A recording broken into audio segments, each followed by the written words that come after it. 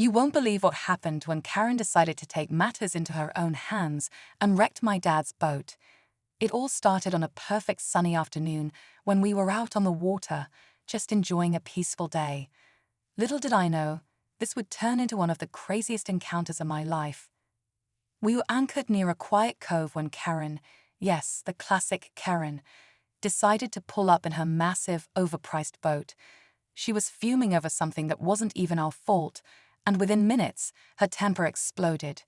The next thing I knew, she was speeding toward us, her boat crashing into the side of my dad's Pride and Joy, leaving a huge dent and a destroyed propeller. I couldn't believe it. But here's the thing, Karen didn't know I'm in the Coast Guard. The moment I realized what was happening, everything changed. As she screamed and blamed us for the damage, I stayed calm, thinking about what to do next. Was I going to let this slide or step up and use my training? The situation was escalating fast, and I knew I had to make a decision. What happened next? You'll have to keep watching to find out. At first, I thought maybe I had misjudged the situation. Maybe Karen was just having a bad day. But then she started yelling about how we were blocking her path and demanding that we pay for the damage. We hadn't even moved from our spot, so it didn't make sense. I could tell her anger wasn't just about the boat. There was something else behind it.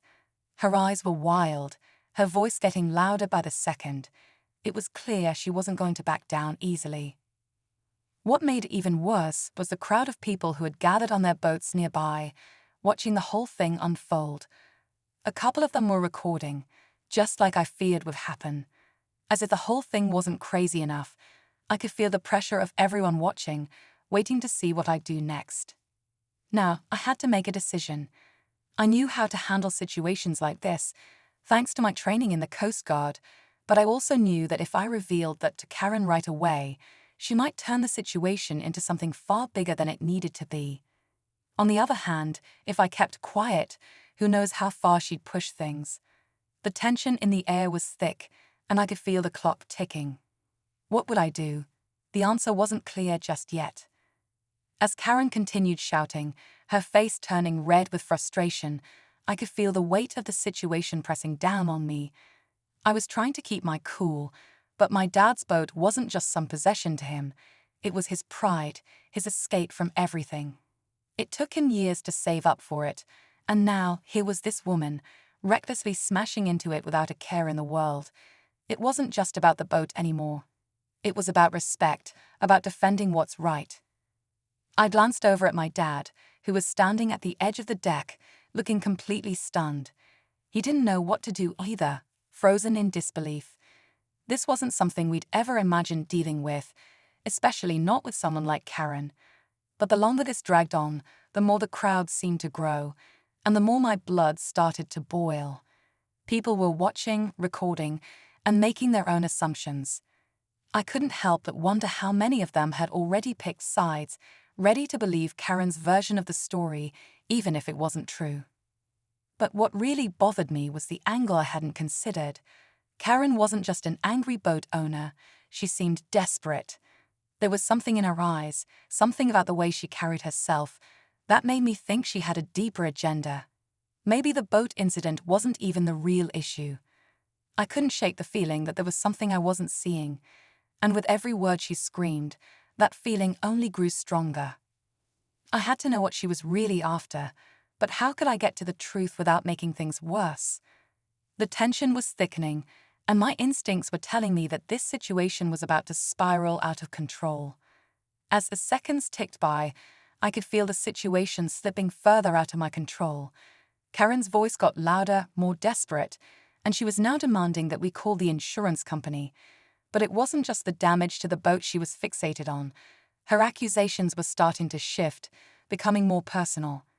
She was calling us irresponsible and dangerous, making it sound like we'd intentionally caused the collision.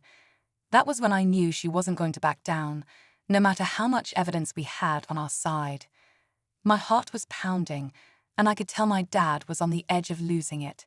He was still quiet, not sure how to handle it. I wasn't sure how much longer he could stay calm before the anger took over. The crowd around us was growing restless, whispering among themselves, some still filming every word Karen said.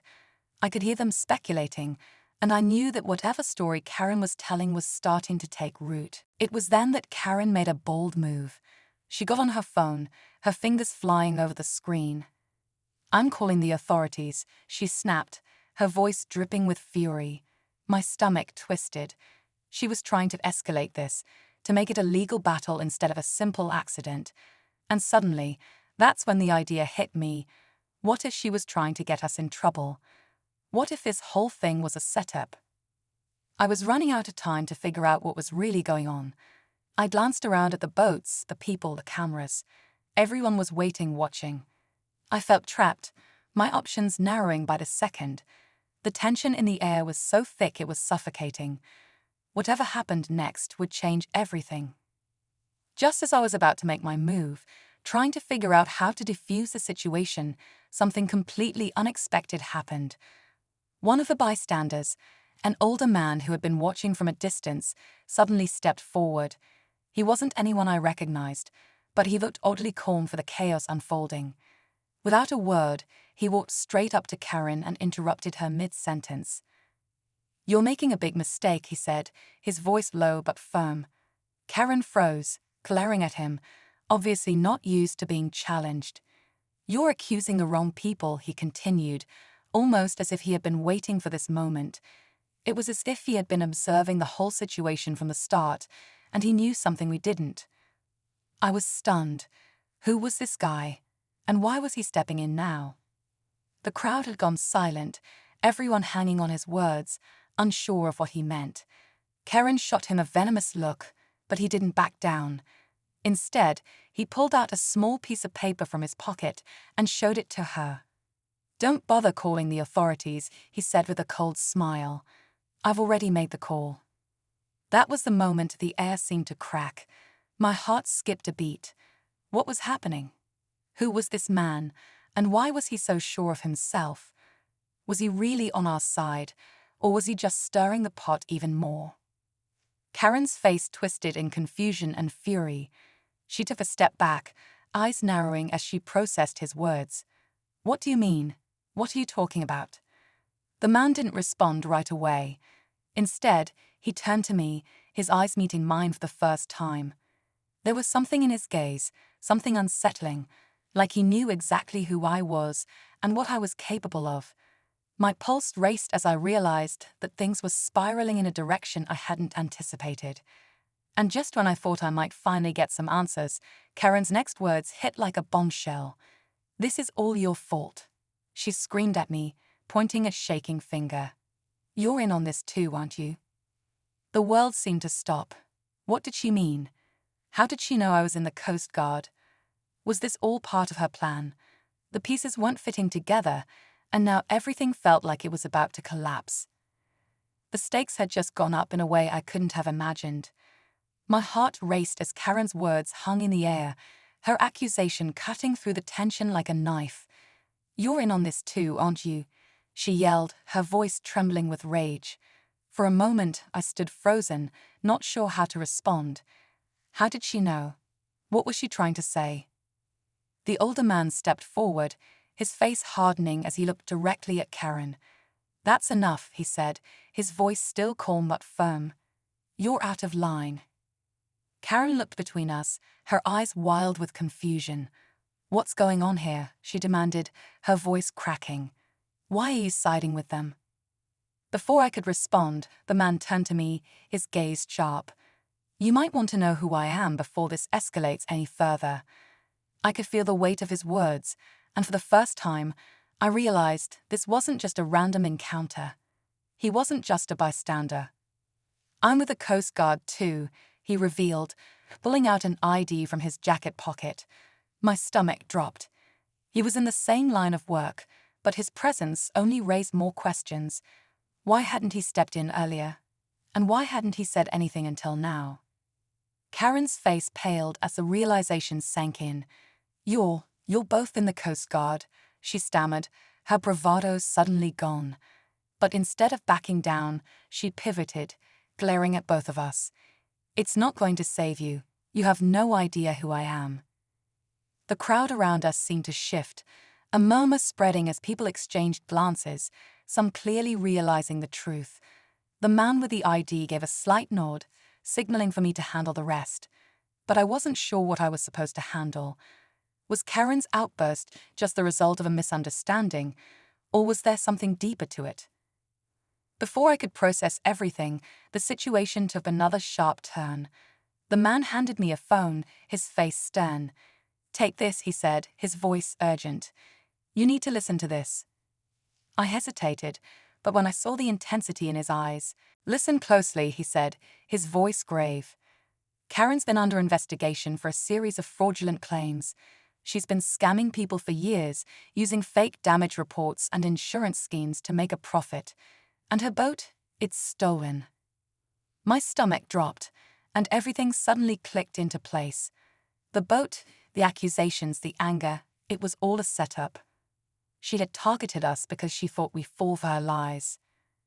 I lowered the phone, my mind racing as Karen's expression twisted into something darker, more dangerous. "You think you can stop me?" she sneered, her voice shaking with fear and rage. "You have no idea who you're dealing with." Before I could respond, the sirens echoed in the distance, getting louder. In the span of seconds, the entire scene shifted. The Coast Guard was on its way. Karen's eyes widened in panic as she realized what had just happened. I stepped back, the weight of the truth finally settling in. The man beside me was right. It was over.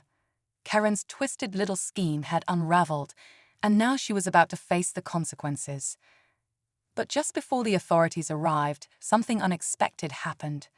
Karen made a last-ditch effort, bolting for her boat in a frantic attempt to escape.